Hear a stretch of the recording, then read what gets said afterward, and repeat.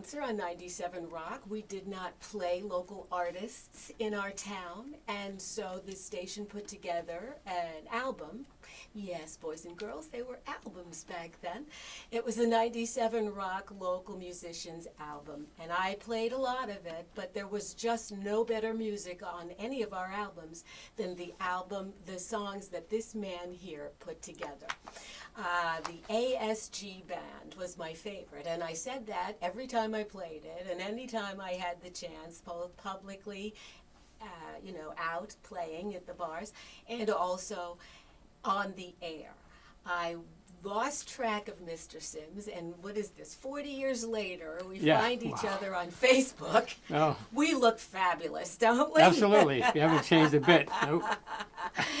And so I have been given the opportunity to talk to Mr. Syms about the things that he's been doing and plans to do in the future. So if you don't mind, well, first say hello to the folks. Say hello to your fans. How's it going?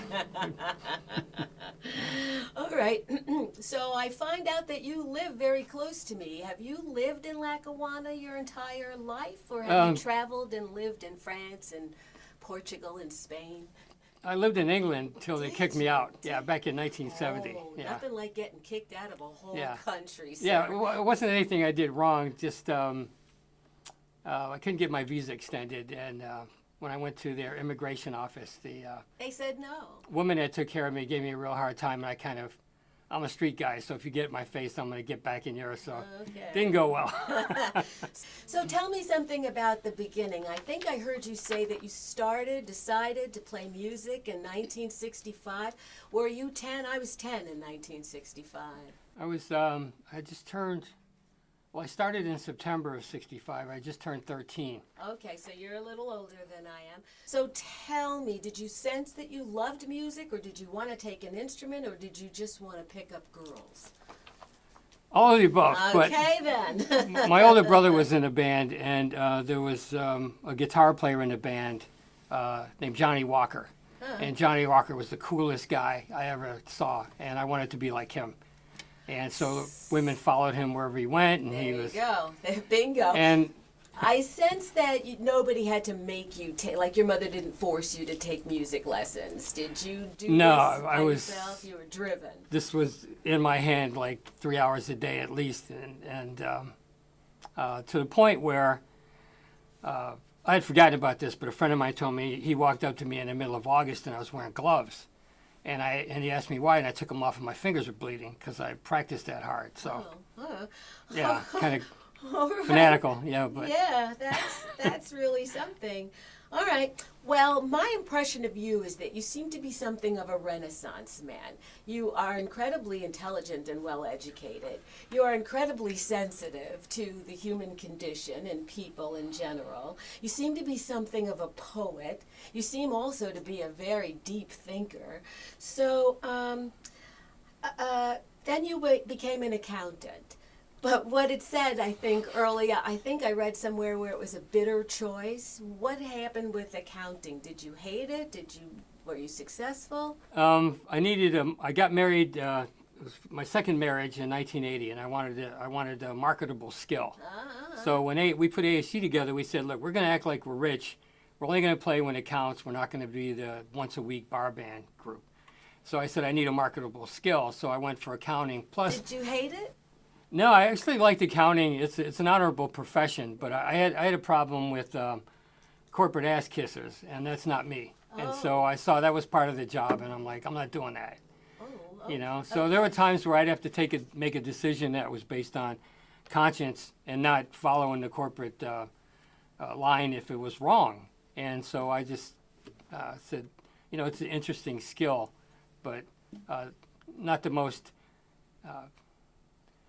exciting profession. Plus, no matter where I worked, and I was told by a guy who worked in a bank, don't tell him you're a musician. Because he was a musician. He said, don't tell anybody. And no matter where I worked, within a month, somebody busted me for, hey, you're that guy, right? So it worked for me and then against me, because people in the bank would say, well, don't promote him because he's a musician. He'll go on the road. No kidding. All that stuff. Well, so moving on then, You mentioned some of the people that you have worked with and bumped elbows with, but one of the people you didn't mention to me was Wes Montgomery. I must have 4 Wes Montgomery albums. Do you have a song that you were telling me about that's inspired by Wes Montgomery? Yeah, I mean, there was something about his technique that was just, it was beautiful, and it was very smooth, and a lot of jazz guitarists like overplay, and he never overplayed. Everything he played was tasteful, and so I mastered this one song of his called Bumpin' on Sunset, and I was playing in a group, Hank Soulman Mullen and the Avengers, in 1969, and we played at a club on Broadway called Papa's 88, and we would open the show with an instrumental, and so they said, Wes, go ahead, and I would play that song, and to this day, this is the God's truth, certain people will run into me from the west side or east side, and they'll remember me and they'll call me Wes. Hey Wes, how you doing? You still playing? Is that the right guitar for the song? You want to give me a little piece of it? You could do it on an electric, but it's a very mellow song, so this would be fine. Yeah, why don't we take a little listen to that?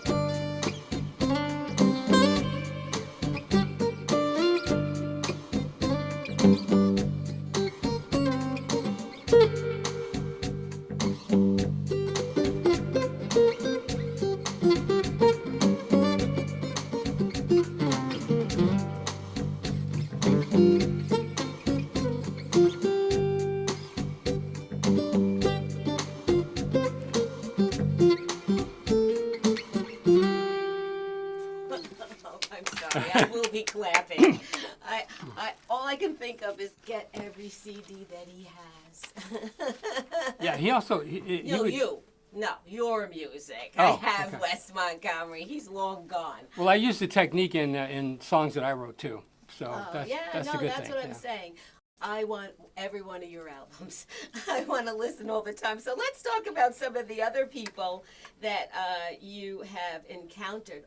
Arthur Conley, I mean, I'm raised on Motown, so, but I still only know, do you like good music? Yeah, that sweet soul music. Tell me what you know about him, what you did together, and whether he is a one-hit wonder or not. Yeah, I was playing with Hank Mullins, and the promoter said Arthur Conley wants to do a date in Buffalo.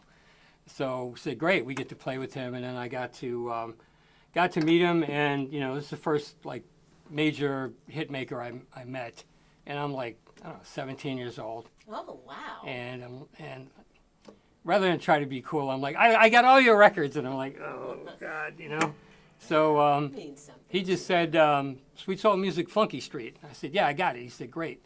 As it turned out, I had to show the horn players the parts for Sweet Soul Music. He So must have been very impressed with that. yeah, so we did the show, and he said, you know, it's too bad I didn't meet you a week ago because I'm going to Europe next week, and you could have been with me. Wow. And I'm like, yeah, thanks a lot. You know, 17, you didn't need to be doing that anyway. No, yeah, I know, but it was Arthur Conley, and so he was the first guy I played with, and I also played with Clarence Carter, who did Slip Away, and we did a show with him at West Point, and he didn't like me because he said I was too loud, and yeah, a lot of times I wouldn't turn down, you know. Yeah. So, but that was interesting.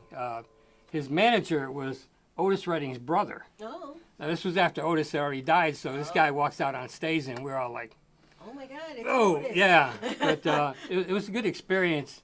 And that kind of prepared me for Rick James. Did you record with Arthur Conley or the other guy, Clarence Carter? No, Carter went back to Nashville and trashed me, but that's okay. We were his backup band, but we also did our own set. and we got a better reaction from the crowd with our stuff than That's why he didn't than like doing it. slipaway. So it kind of cut into his That's exactly stole his what he didn't thunder. like. Yeah. More recently, Joanne Felletta, did you have any interaction with the International Guitar Festival, or did you just approach her on your own? Yeah, I took 6 years to complete Black Forest. And For those of you who don't know, Joanne Felletta is the longtime conductor of the Buffalo Philharmonic. I finished Black Forest, and I said, I'm going to send her a copy of it. Uh-huh. And everybody I told that to said, well, don't expect, she's way up here in your head. I'm like, I'm going to send her a copy. I just want her to know who I am. And so I did, and I sent it to every media person in Buffalo. And everybody ignored it. So about a month later, I get a phone call on a Sunday, and I was out for the afternoon. So I checked my messages the next morning, and yeah, I know this number, okay. I know this number, and then there was a number I wasn't familiar with, so I'm like, it's got to be a bill collector. And all of a sudden, I hear her voice, and she's like, thank you for that beautiful CD. I was stunned and beside myself. She called me before she went on stage with Yo-Yo Ma at Kleinhans. Wow. And so after that, I sent her all of my new music before anybody else. And so I sent her. She's a lifelong fan, I assure you. Yeah, I mean, and another thing that I like about her is that she does this competition where she gives somebody else a chance. You know, I always said, why don't some of these rock gods give somebody a chance instead of making it all about them all the time? That's how they should be. So tell me about Rick James. I only met him a couple of times. He's a wild man. He lived up in Toronto. And Levi Ruffin, who was his best friend and keyboard player and vocalist, worked in a steel plant with my older brother, who was a drummer.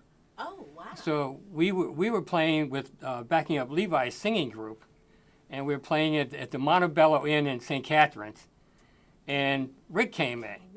And he came in with this bass player who played with Buffalo Springfield. And so anyway, he liked my sound, and so we went up to visit him, and he was doing a single. And he said, well, I'm going to do some session work in Buffalo. Would you like to play? And I said, I'd love to. So Wow. we established a Rest relationship. is history, Yeah. right? No kidding. How many years did you work with him? And I say off and on for maybe 2, maybe 3. Did you record or did you travel with him? Recorded. Yeah. So you didn't go around the world and. No, I was kind of a choir boy. How do you use music in your background music? Do you listen to classical music at home? I had music going through my head all the time. See, so you probably don't have radios blaring all the time. No, I live in a quiet apartment building, and if I record it all, it's always with headphones so I don't impose on anybody else. Or I'll play this, but I'll play this at 4 in the morning. If I get an idea, I'll get on it right away. But I was working on in a company. I was cutting metal tubing, and I had earplugs in, and it was super loud. And while I'm playing, while I'm cutting this, I'm writing this song on a piano in my head that was really beautiful. And I didn't want to lose it, so I called another phone and I hummed it.